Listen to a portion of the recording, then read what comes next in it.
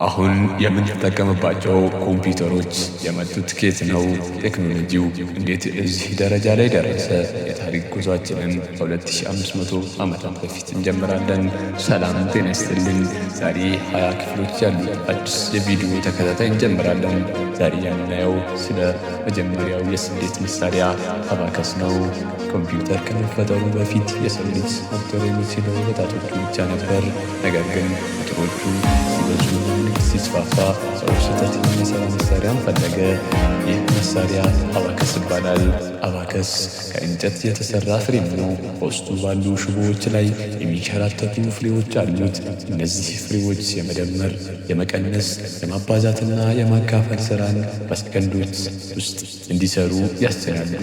ምናልባት አባከስ እንደ ዛሬው ኮምፒውተር ኤሌክትሪክ የለውም፣ ግን ዳታ ወይም መረጃን የማስቀመጥ የማስላት መሰረታዊ መርህ የጀመረው እዚህ ጋር ነው። አባከስ የዘመናዊ ኮምፒውተር ታላቅ ወንድም ነው ቢባል ምንም አይደለም። በክፍል 2 ላይ ደግሞ በ17ኛው ክፍለ ዘመን የተሰራውን የመጀመሪያውን ሜካኒካል ማሽን እናያለን። ይህን አስገራሚ ጉዞ አብራችሁን ለመቀጠል ሰብስክራይብ ማድረጋችሁን እንዳትረሱ። ሰላም ጤና ይስጥልኝ። ባለፈው ክፍል ላይ የሰው ልጅ ለመጀመሪያ ጊዜ ነገሮችን ለማስላት የተጠቀሙበትን አባከስን አይተናል። አባከስ ለሺህ ዓመታት ድንቅ ረዳት ቢሆንም አንድ ትልቅ ችግር ነበረበት። እሱም በራሱ አያሰላም ነበር። ውጤቱን ለማግኘት የሰው ልጅ አእምሮ ድካም የግድ ነበር። ዛሬ ግን ታሪካችን ወደ 17ኛው ክፍለ ዘመን ይወስደናል። የሰው ልጅ አእምሮ ሳይደክም ማሽኖች በራሳቸው እንዲያሰሉ መንገድ የከፈተውን የ19 ዓመት ወጣት ታሪክ እናያለን። እንኳን ወደ ክፍል 2 እንኳን በሰላም መጣችሁ። ብሊስ ፓስካል ነው። ብሊስ ፓስካል በ1623 ዓመተ ምህረት ፈረንሳይ ውስጥ ተወለደ። ገና በልጅነቱ አስገራሚ ተስጦ የነበረው ልጅ ነበር። ብዙዎቻቸው ፓስካልን በሂሳብ ወይም በፊዚክስ ትምህርት ተማርተዋል። ነገር ግን እነሱ ትልቅ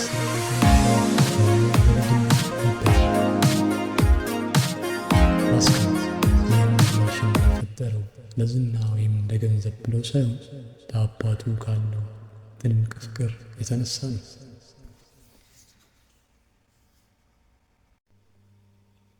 የፓስካል አባት ግብር ሰብሳቢ ነበር። በወቅቱ ግብርን ማስላት በጣም አሰልቺና ስህተት የሚበዛበት ስራ ነበር። አባቱ ሌሊቱን ሙሉ በሺዎች የሚቆጠሩ ቁጥሮችን ሲደምርና ሲቀንስ በማየት ፓስካል ይጨነቅ ነበር። ለምን አባቴን የሚረዳ ማሽን አልሰራም የሚል ጥያቄ ፓስካልን ለ3 ዓመታት ወደ ምርምር ከተተው። ፓስካል ማሽኑን ሲሰራ አንድ መሰናክል ገጥሞት ነበር። በወቅቱ ፈረንሳይ የምትጠቀመው እንደ ዛሬው በ10 የሚከፈል የገንዘብ ስርዓት አልነበረም። አንድ ሊበር 20 ሱ ነበር።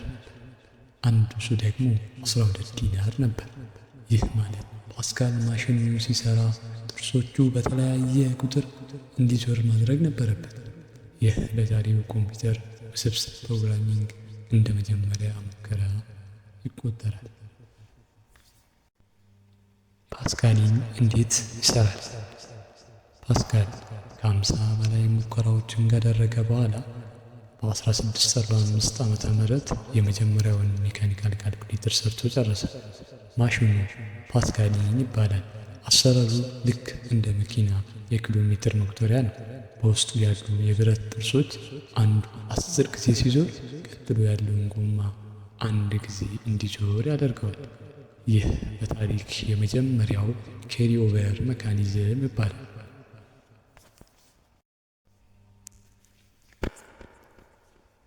ምንም እንኳን ማሽኑ ድንቅ ቢሆንም በወቅቱ ብዙ ተግዳሮቶች ነበሩበት። አንደኛው ማሽኑ በጣም ውድ ነበር። አንድ ፓስካልን ለመግዛት የአንድ ሰራተኛ የ1 ዓመት ሙሉ ደሞዝ ይጠይቅ ነበር። ሁለተኛው ደግሞ ማሽኑ በእጅ ስለሚሰራና ጥርሶቹ ከብረት ስለነበሩ በቀላሉ ይሰበር ነበር። በዚህም ምክንያት ፓስካልን የሸጠው ጥቂት ማሽኖች ፓስካሊ የሸጠው ጥቂት ማሽኖችን ብቻ ነው። ነገር ግን ማሽን እንዲያስብ ማድረግ እንደሚቻል ለዓለም አረጋገጠ።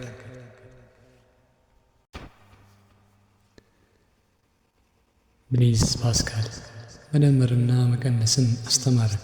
ነገር ግን ማሽኑን ፕሮግራም ማድረግ አይቻልም ነበር። በሚቀጥለው ክፍል ኮምፒውተር አባት ወደሚባለው እና ፕሮግራም የሚያደርግ ማሽን የፈጠረው ቻርለስ ባቤጄ ጋር እንገናኛለን። ክፍል 3 እንዳያመልጣችሁ ሰብስክራይብ አድርጉ። አመሰግናለሁ።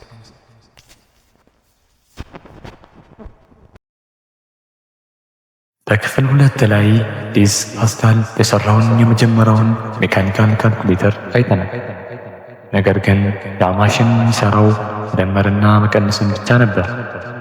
የሰው ልጅ ደግሞ ከዛ በላይ የሚሰራ በራሱ ትዕዛዝን የሚቀበልና ትላልቅ ስሌቶችን በራሱ የሚሰራ ማሽን ፈለገ። ዛሬ በክፍል 3 ላይ የኮምፒውተር አባት ወደሚባለው ሰው እና ዛሬ ለምንጠቀሙ ኮምፒውተር መሰረት የሆነውን ሀሳብ ወዳመጣው ቻርልስ ባቤጄ እንሄዳለን። ቻርልስ ባቤጄ በ1791 ዓመተ ምህረት እንግሊዝ ውስጥ ተወለደ። እሱ የሂሳብ ሊቅ፣ ፈላስፋ እና መሐንዲስ ነበር። በወቅቱ የሂሳብ ሰንጠረዦች በሰዎች ነበር የሚሰሩት። ሰው ደግሞ ተሳሳች በመሆኑ እነዚህ ሰንጠረዦች ላይ የሚሰሩ ስህተቶች በመርከብ ጉዞና በንግድ ላይ ትልቅ አደጋ ያመጡ ነበር። ባቤጄ ይህንን ስህተት ለማጥፋት ማሽኖች ሳይሳሳቱ መስራት አለባቸው የሚል ጽኑ እምነት ነበረው። በ1822 ዓመተ ምህረት ባቤጄ ዲፈረንስ ኢንጂን የተባለውን ማሽን ማሰብ ጀመረ። ይህ ማሽን በሺዎች የሚቆጠሩ ጥርሶች ያሉትና በጣም ግዙፍ ነበር። ዓላማውም የፖሊኖሚያል ሂሳቦችን በራሱ ማሽከርከርና ውጤቱን በወረቀት ላይ ማተም ነበር። ይህ ማሽን በወቅቱ ከነበሩ ማሽኖች ሁሉ እጅግ የላቀና ውስብስብ ነበር። ባቤጄ ዲፈረንስ ኢንጂን ሰርቶ ሳይጨርስ ሌላ የበለጠ አስደናቂ ሐሳብ መጣለት። እሱም አናላቲካል ኢንጂን ይባላል። ይህ ማሽን ዛሬ የምንጠቀመው ኮምፒውተር ያላቸው 4 ዋና ዋና ክፍሎች እንዲኖሩት ተደርጎ የታሰበ ነበር። መረጃ የሚገባበት ኢንፑት፣ መረጃ የሚቀመጥበት ሚሞሪ ወይም ስቶር፣ ስሌት የሚሰራበት ፕሮሰሰር እና ውጤት የሚወጣበት አውትፑት። ይህ በታሪክ የመጀመሪያው ጠቅላላ አገልግሎት ሰጪ ኮምፒውተር ዲዛይን ነበር።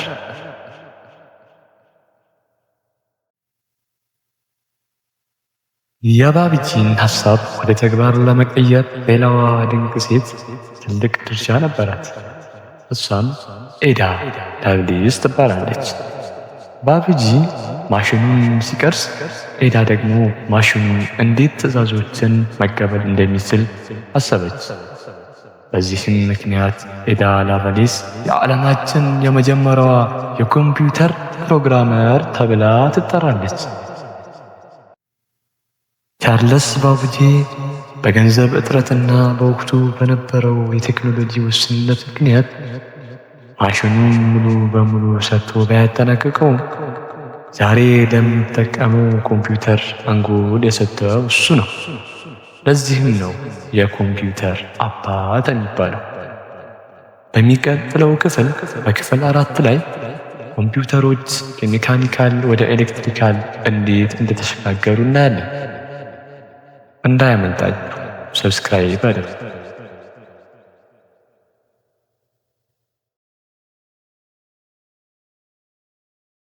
ዓለማችን ዛሬ በቢሊዮን የሚቆጠሩ መረጃዎችን በሰከንድ ታስተናግዳለች። ነገር ግን ከ140 ዓመታት በፊት አንድን መረጃ መቁጠር የሞትና ሕይወት ያህል ከባድ ነበር። በ1887 ዓመተ ምህረት አሜሪካ ታላቅ ስጋት ላይ ወደቀች። የሕዝብ ቆጠራ ቢሮ በወረቀት ተራቀቀ። የ1880ኛውን ቆጠራ ለመጨረስ 7 ዓመታት የፈጀው በሰው ጉልበት ብቻ ስለነበረን አሁን ግን የ1890 ቁጠራ ሲመጣ ባለሙያዎቹ ደነገጡ። የህዝብ ቁጥር በከፍተኛ ፍጥነት ስላደገ በድሮ አሰራር ከቀጠልን ውጤቱን ለማወቅ 12 ዓመታት ፈጀ አሉ። ይህ ማለት ውጤቱ ሳይታወቅ ቀጣዩ ቆጠራ ይደርሳል ማለት ነው። መንግስት ግራ ገባው።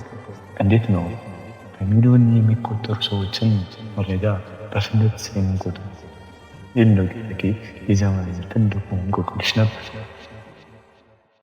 ይህንን እንቆቅልሽ ለመፍታት አንድ የ20 ዓመት ወጣት መሐንዲስ ብቅ አለ። ሄርማን ሆለሪስ በቆጠራ ቢሮ ውስጥ ሲሰራ የሰዎችን ስቃይ አይቷል። መፍትሄውን ያገኘ ግን በአንድ አጋጣሚ ባቡር ውስጥ ሲጓዝ ነው። አንድ የባቡር ተቆጣጣሪ የተሳፋሪዎችን ትኬት በቀዳዳ ሲበሳ ተመለከተ። ያ ቀዳዳ ተራ ቀዳዳ ነበር። የተሳፋሪውን ቁመት፣ የፀጉር ቀለም እና ጾታ የሚገልጽ ሁሉ። ሆለሪስ በድንገት አንድ ሀሳብ መጣለት። ለምን የሰው ልጅ መረጃ በወረቀት ላይ ከሚጻፍ ይልቅ ለምን የሰው ልጅ መረጃ በወረቀት ላይ ከመጻፍ ይልቅ በማሽን በሚነበብ ቀዳዳ አንማክለም? ይህ ቀላል የሚመስል ሀሳብ ዛሬ ለምንጠቀመው ኮምፒውተር መሰረት የጣለ ታላቅ ግኝት ነበር። ሆለሪስ መረጃን ወደ ካርድ የሚቀይር ፓንቶግራፍ የተባለ ማሽን ሰራ። እያንዳንዱ ካርድ ስለ አንድ ሰው መረጃ ይይዛል። በካርዱ ላይ ያሉት 80 አምዶች የተለያዩ ትርጉም አላቸው። ለምሳሌ በአንድ ላይ ቀዳዳ ካለ ግለሰቡ ወንድ ነው።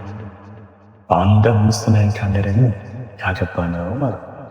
ሰራተኞቹ በሚሊዮን የሚቆጠሩ ካርዶችን መብሳት ጀመሩ። ይህ በታሪክ የመጀመሪያው ዳታ ኤንትሪ ነበር። መረጃው በሰው ሳይሆን በማሽን በሚነበቡ ቋንቋ ተዘጋጀ። ይህ ካርድ ለቀጣዮቹ 80 ዓመታት የኮምፒውተር ዓለም ዋነኛ መረጃ ማከማቻ ሆኖ አገለገለ። አሁን ትልቁ ጥያቄ እነዚህን በሚሊዮን የሚቆጠሩ ካርዶች ማሽን እንዴት ሊያነባቸው ቻለ የሚለው ነው። ሆለሪስ ታብሌር የተባለ ማሽንን ሰራ። ማሽኑ የኤሌክትሪክ ኃይልን ይጠቀማል። ካርዱ ማሽን ውስጥ ሲገባ ብዙ መርፌዎች ይጫኑታል። ቀዳዳ ባለበት ቦታ መርፌውን ሰርጎ ይገባል። ከስር ካለው የሜርኩሪ ሰም ጋር ይነካካል። በዚህ ጊዜ የኤሌክትሪክ መስመሩ ይዘጋል። ያ የኤሌክትሪክ ስርዓት በማሽኑ ላይ ያለውን ቆጣሪ አንድ በነፃ እንዲዞር ያደርጋል። ሜርኩሪ እንደ ዘመናዊ ስዊች አገለገለ። ይህ ማሽን በአንድ ቀን ውስጥ አንድ ሰው በወራት ሰራው የማይችለውን ስራ ሰርቶ ማጠናቀቅ ቻለ።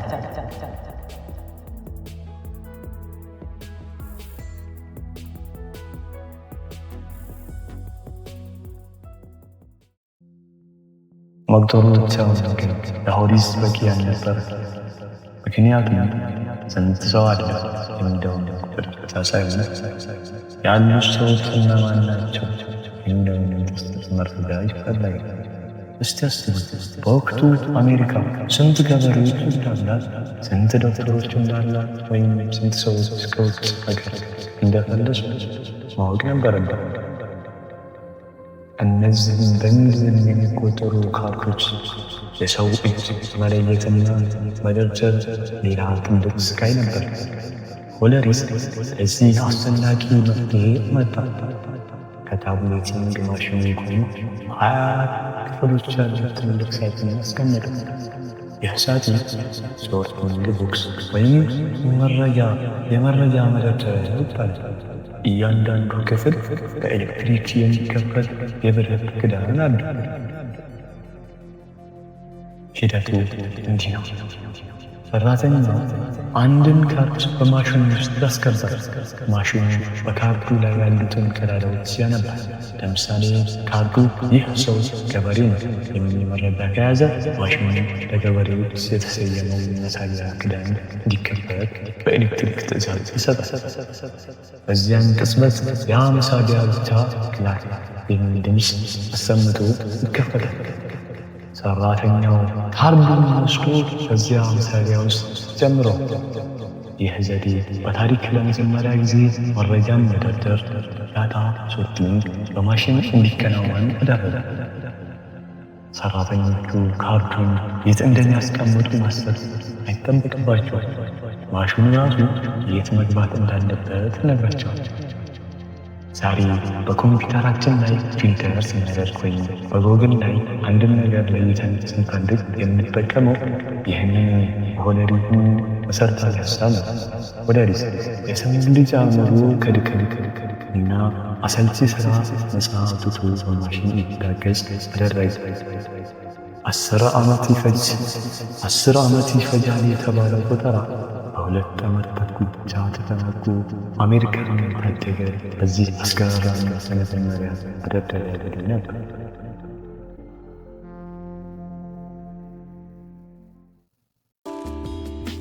የሆነሪስ ስኬት ትልቁ ኩባንያ እንዲመሰረት አስቻለ። ይህ ኩባንያ ሆና ላይ ስሙ ቀይሮ ዛሬ በቴክኖሎጂ ዓለም ግዙፍ የሆነ አይቢኤም ሆነ። የሆነሪስ ካርዶች አንድ ትልቅ ምስጢር ተዘርፏል። ባይነሪ ቀዳዳ ካለው አንድ ወይም አዎ ነው። ቀዳዳ ካለው ዜሮ ወይም አይደለም። ዛሬ የምንጠቀማቸው ዘመናዊ ስልኮችና ኮምፒውተሮች በሙሉ መሰረታቸው ይህ የሆነሪስ ባይነሪ ሎጂክ ነው። በሚቀጥለው ክፍል በክፍል 5 ላይ ወደ ሁለተኛው ዓለም ጦርነት እንሄዳለን። የናዚ ምስጢር ለመስራት የተሰራውን እና የኤሌክትሮኒክስ ኮምፒውተሮችን ለምን የከፈተው እናያለን።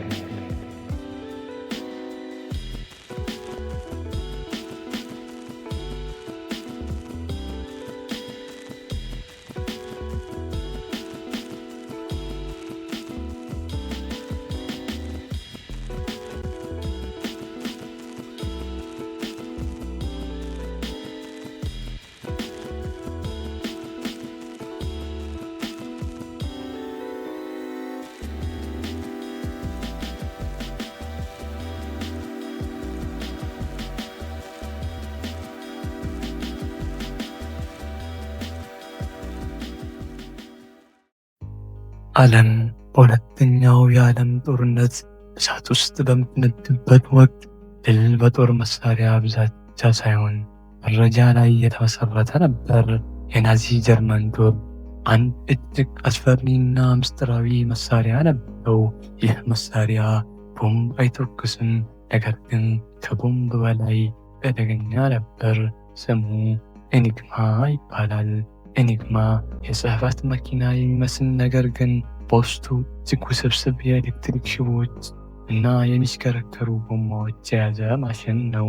የጀርመን መኮንኖች አንድን ትዕዛዝ በዚህ ማሽን ላይ ሲጽፉ ማሽኑ ፊደላቱን በቢሊየን በሚቆጠሩ መንገዶች ይበታትናቸዋል። ለምሳሌ አጥቁ የሚለው ቃል ኤክስ ዋይ 9ፒ ወደሚል ትርጉም አልባ ፊደል ይቀይራል።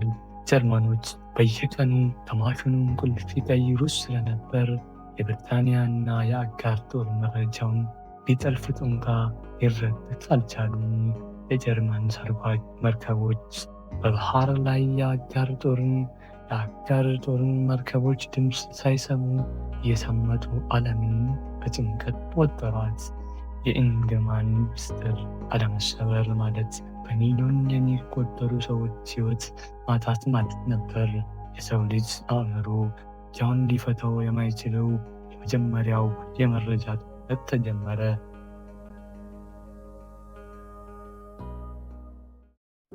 በመቶ ሺዎች የሚቆጠሩ ሰዎችን ሕይወት ለመታደግ ሰዓቱ እየረፈደ ነበረ። ብሪታንያ መንግስት በአንድ ድብቅ ስፍራ ፔንቼል ፓርክ የሀገሪቱን ታላላቅ ባለአእምሮ ባለቤቶችን ሰበሰቡ። ከእነዚህ መካከል አለን ቲያሪንግ የተባለ ወጣት የሂሳብ ሊቅ ይገኙበታል። ሌሎች ተንታኞች በወረቀት እና በብዕር የእንግማንን ኮድ ለመፍታት ሲሞክሩ፣ ቲያሪንግ ግን የተለየ ሀሳብ ነበረው። ማሸነፍ የሚቻለው ማሽን ብቻ ነው። ማሽኑን ማሸነፍ የሚችለው ማሽን ብቻ ነው። ኦንሊ ማሽን ካን ዲፊት ማሽን የሚል እምነት ነበረው። ቲያሪንግ የጀርመን እንግማን በየቀኑ የሚቀይራቸውን ቢሊየን እድሎች በሰከንድ ውስጥ መፈተሽ የሚችል ማሽን መገንባት ጀመረ። ይህ ማሽን ቦምቤ ወይም ዘቦምቤ ተባለ። ማሽኑ በሺዎች የሚቆጠሩ የሚሽከረከሩ ጎማዎችና የኤሌክትሪክ ሽቦዎች የተገጠሙበት ግዙፍ ጭራቅ ይመስላል። ማሽኑ ሲሰራ የሚሰማው ድምፅ እንደ ብዙ ሰዓቶች ቲክ ቲክ ቲክ ይላል። ይህ ድምፅ የአዚም ግዛት የሚያፈርስ፣ በሚሊዮን የሚቆጠሩ ሰዎች ሕይወት የሚታደግና የዘመናዊ ኮምፒውተሮች አባት የሚሆን ድምፅ ነበረ። መጨረሻም ቲያሪንግ እና ማሽኑ የማይችለውን ነገር አደረገ። የእንግማን ምስጢር ሰበሩት። በአውሮፓ ቲያሪንግ ከናዚ ኮድ ጋር ሲታገል፣ በአሜሪካ እንግሊዝኛ ዩኒቨርሲቲ ውስጥ ደግሞ ሌላ አስደናቂ ታሪክ እየተጻፈ ነበር።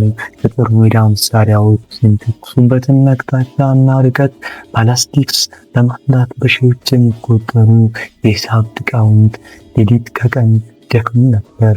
ነገር ግን ስሌቱ እጅግ በጣም ውስብስብ ከመሆኑ የተነሳ የሰውን አቅም ተፈታተኑ። ይህን ችግር ለመፍታት ጆን መቾሊ እና ዲ ፐርስፐር ኤከርት ኤናይንግ የተባለ ማሽን መገንባት ጀመሩ። ኤናይንግ የቀደሙት ማሽኖች እንደሚያደርጉት በሜካኒካል ጎማዎች ሳይሆን በኤሌክትሪክ ፍጥነት የሚሰራ የመጀመሪያው ሙሉ በሙሉ ኤሌክትሮኒክ ኮምፒውተር ነው። ይህ ማሽን ግን ተራ ማሽን አልነበረም።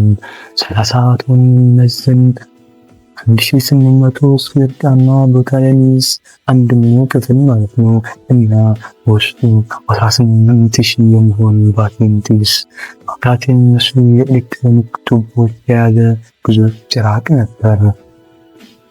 ማሽኑ ለመጀመሪያ ጊዜ ሲበራ የፊላዴልፊያ ከተማ መብራቶች ድርግም ይሉ ነበር። ምክንያቱም ማሽኑ የሚገባው የኤሌክትሪክ ኃይል እጅግ ከፍተኛ ስለነበረ ነው። ኤናይንግ አንድ ሰው በ20 ሰዓታት ውስጥ የሚሰራውን በ30 ሰከንድ ውስጥ ማጠናቀቅ ቻለ። የኤሌክትሮኒክስ ዘመን ቀጣዩን ክፍል ለማግኘት የተለያዩ ቴክኖሎጂ የሆኑ መረጃዎችን ለማግኘት ይህንን ቻናል ሰብስክራይብ፣ ላይክ፣ ሼር ያድርጉ።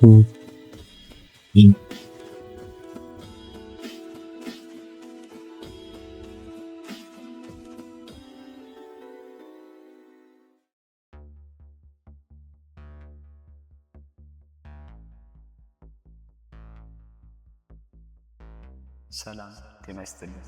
ዛሬ በኪሳችን ያለው ስማርት ስልክ ስለ እያንዳንዱ ኮምፒውተር እና አጠቃላይ ስለ ዘመናዊ ዓለም ስናስብ አንድ ትንሽ ምሳሌ ሳናመሰግን ማለት ትራንዚስተር። ይቺ በአይን ለማየት የሚያስቸግር ጥቃቅን መሳሪያ እንዲህ በሰው ልጅ ታሪክ ለውጦች ግዙፍ የባትሪ ቲዩብ ወደ ዘመናዊ ዲጂታል ዘመን እንዴት ተሸጋገርን ሳይ የትራንዚስተር ታሪክ ትንሿ መሳሪያ እና ጉዞ በሚል ውስጥ አስገራሚ ጉዞ እንመለከታለን። ለቴክኖሎጂና ለፈጠራ እስከሆናችሁ ሰብስክራይብ ማድረጋችሁን እንዳትረሱ። አሁን በቀጥታ ወደ ታሪክ። ዓመቱ 1946 ነው። ዓለም የመጀመሪያው ግዙፍ ኮምፒውተር ኤንያክ ባለበት ክፍል ውስጥ ስትቆሙ የሚሰማችሁ ድምፅ በሺዎች የሚቆጠሩ አምፖሎች፣ የኤሌክትሪክ ንዝረት ድምፅ እና የግዙፍ አየር ማቀዝቀዣ ጩኸት ነው። ክፍሉ ልክ እንደ ዳቦ ቤት መጋገሪያ ምድጃ ይክላል። 18000 የሚሆኑ የቫኪዩም አምፖሎች በሰከንድ ውስጥ በሚሊዮን የሚቆጠሩ መረጃዎችን ለማመላለስ ሌት ተቀን ይሰራሉ። ነገር ግን እነዚህ አምፖሎች ከመስታወት የተሰሩ በመሆናቸው እጅግ ደካማ ነበሩ። ልክ ቤት ውስጥ የምንጠቀምባቸው አምፖሎች እንደሚቃጠሉት ሁሉ በየሰዓቱ አንዱ ይፈነዳል። ኢንጂነሮች ላባቸውን እየጠረጉ ማሽኑን እንዳይቆም የተቃጠለውን አምፖል ለመቀየር በማሽኑ ውስጥ ይሮጣሉ። በዚህ ወቅት ሳይንቲስቶች ኮምፒውተር ከዚህ በላይ ሊያድግ አይችልም የሚል ትልቅ ስጋት ውስጥ ወድቆ ነበር። ይህ ሁሉ ግን በ1947 ተቀየረ። በኒው ጀርስ በሚገኘው የቤል ላብስ ላቦራቶሪ ውስጥ 3 ሳይንቲስቶች ጆን በርሊን፣ ዋልተር ብራቲን እና ዊሊያም ሾኮኒ ዓለምን የሚቀይር አዲስ ሀሳብ ይዘው መጡ። መረጃን ለማስተላለፍ ባዶ መስታወት እና ሙቀት መጠቀም ለምን አስፈለገ ብሎ ጠየቁ። በመጨረሻም ከትንሽ ማዕድን እና ወረቀት የተሰራች የቫኪዩም አምፖል 50 እጥፍ የምታንስ ድንቅ መሳሪያ ፈጠሩ። ስሟንም ትራንዚስተር አላት። ትራንዚስተር ሙቀት አታመነጭም፣ አትሰበርም፣ ደግሞም እንደ አምፖል ለመጋል ጊዜ አታጠፋም። ይቺ ትንሽ መሳሪያ ኮምፒውተሮች ከአንድ ትልቅ አዳራሽ ወጥቶ ወደ አንድ ትንሽ ሳጥን በኋላም ወደ ኪሳችን እንዲገቡ በሩን ከፈተች። ትራንዚስተር ባትገኝ ኖሮ ዛሬ የምንጠቀመው ስማርት ስልክ እንደ አንድ ትልቅ ህንፃ ይገዝፍ ነበር። የቫኪዩም አምፖል የመስታወት ዘመን አብቅቶ የቴክኖሎጂ ዓለም ወደ ስልኮን ዘመን የተሻገረው በዚህ ትንሽዬ መሳሪያ አማካኝነት ነው።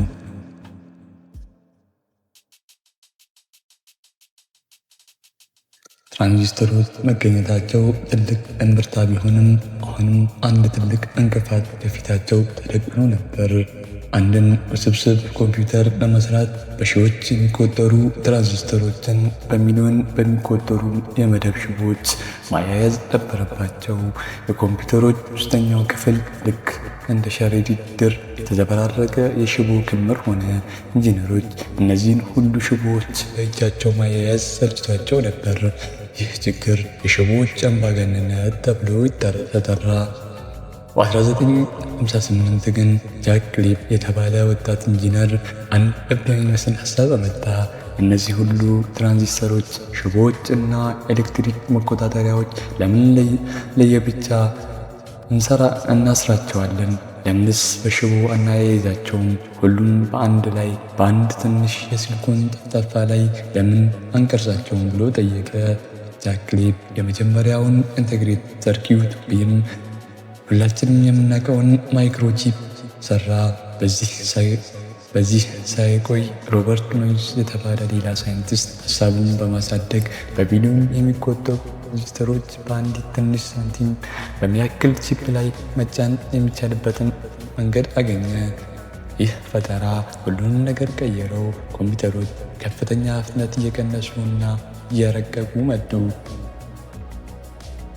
ለዚህም ትልቅ ማረጋገጫ የናሳው አፖሎ 11 ነበር። ወደ ጨረቃ የተተኮሰው መንኮራኩር ውስጥ የነበረው ኮምፒውተር በማይክሮቺፕ የታገዘ በመሆኑ በመጠኑ ትንሽ ቢሆንም የጨረቃን ጉዞ መምራት ቻለ።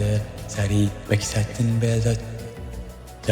በኪሳችሁ በያዛችሁ ስልክ ውስጥ ብቻ በሚሊዮን የሚቆጠሩ ትራንዚስተሮች በአንድ የማይታይ ዛሬ በኪሳችሁ በያዛችሁ ስልክ ውስጥ ብቻ በሚሊዮን የሚቆጠሩ ትራንዚስተሮች በአንድ የማይታይ ቺፕ ላይ ተጭነዋል። ማይክሮቺፕ ባይኖር ኖሮ ዛሬ ኢንተርኔት፣ ስማርት ስልክ እና ዘመናዊ ዓለም ህልም ብቻ ሆኖ ይቀር ነበር። ማይክሮቺፕ መፈጠሩ ኮምፒውተሮችን አቀጨጫቸው። ነገር ግን አሁንም ቢሆን ኮምፒውተሮች ለተራው ሰው የሚደርሱ አልነበሩም። በጣም ውድና ለመጠቀም እጅግ ውስብስብ ነበሩ። በ1970ዎቹ አጋማሽ ግን ሁለት ወጣቶች በአንድ ጋራጅ ውስጥ ሆነው ዓለምን የሚቀይር ህልም አለሙ። ስቲቭ ጆብስ እና ስቲቭ ዊዝኒያክ የመጀመሪያውን አፕል ኮምፒውተር ሲሰሩ ዓላማቸው ኮምፒውተርን እንደ መጽሐፍ ወይም እንደ ሬዲዮ በየቤቱ እንዲገኝ ማድረግ ነበር። ብዙም ሳይቆይ ቢል ጌትስ ከማይክሮሶፍት ጋር በመሆን ኮምፒውተሮች በቃላት ትዕዛዝ ሳይሆን በሚታይ ምስሎች እና በማውስ በቀላሉ እንዲሰሩ አደረገ። ኮምፒውተር አሁን ማስላት ብቻ ሳይሆን መጻፍ፣ መሳል እና መጫወቻ መሳሪያ ሆነ። ነገር ግን ትልቁ ታምር ገና አልመጣም ነበር። እነዚህ በየቤቱ የተበተኑ የግል ኮምፒውተሮች እርስ በእርስ ቢገናኙስ የሚል ጥያቄ ተነሳ። 1960ዎቹ መገባደጃ ላይ አሜሪካ ጦር አርፓኔት የተባለ ጥቂት ኮምፒውተሮችን የሚያገናኝ መሳሪያ ዘርግቶ ነበር። በ1989 ግን ቲም በርነርስ-ሊ የተባለ ሳይንቲስት ወርልድ ዋይድ ዌብ ወይም ኢንተርኔት ለዓለም ይፋ አደረገ። ኢንተርኔት የዓለምን መረጃ ሁሉ በአንድ ገመድ ላይ ያገናኘው። ድንገት ዓለም እንደ አንድ ትንሽ መንደር ሆነች። በአሜሪካ ያለ ሰው በኢትዮጵያ ካለ ሰው ጋር በሰከንዶች ውስጥ መረጃ መለዋወጥ ቻለ። ኮምፒውተሮች ከብረት እና ከሽቦ የተሰሩ ማሽኖች መሆናቸው ቀርቶ የሰው ልጅ እውቀትና ስሜት የሚለዋወጥበት የዓለማችን ትልቁ መድረክ ሆነ። ይህ የዲጂታል አብዮት መጀመሪያ ነበር።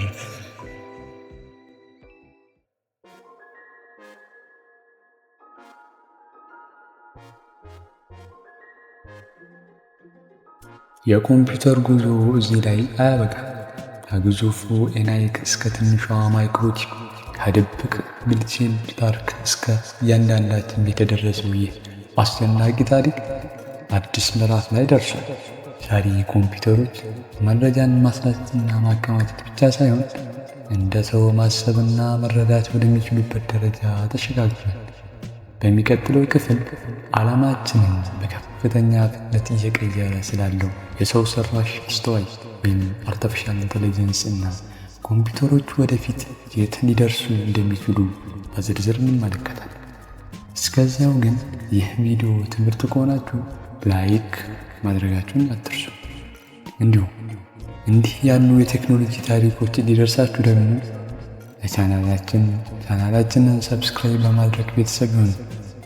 እናንተስ ኮምፒውተር ቀጣዩ ትልቅ ምን ሊሆን ይችላል ብላችሁ ታስባላችሁ? አስተያየታችሁን በኮሜንት መስጫ ላይ አጋሩ። ስለተከታተላችሁኝ አመሰግናለሁ።